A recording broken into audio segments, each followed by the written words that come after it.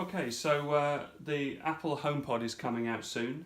It's January 2018 now. I made up a little mock-up and I've got another video to show what sort of size it is compared to like the Sonos and various other things. But the purpose of this video was to show, and I can see this has changed here, was to show that you can play a turntable through a HomePod speaker via Airplay. So what I've done is I've plugged in. My turntable comes with phono connections, so I put a coupler on there and joined it, and I've got a 3.5mm connection here. Now if I plug that in, excuse me for getting in the way. Now you need to change the audio port for sound input, which I think mine's defaulted to because I changed it earlier on. So that's a really important bit. So in the Mac settings, under sound, you need to change the input to sound input.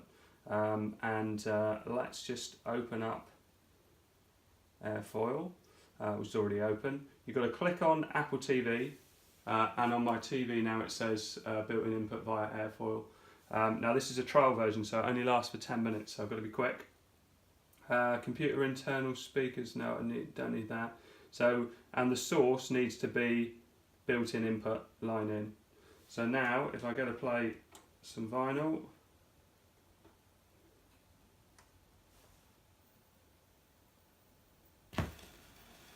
there's the scratchiness.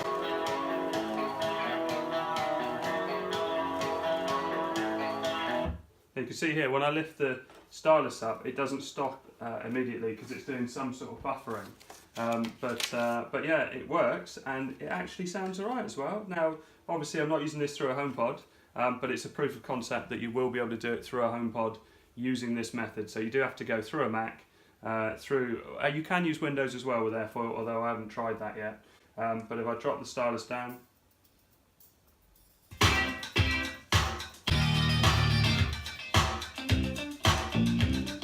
again I've got to stop it because otherwise I'll get copyright violations.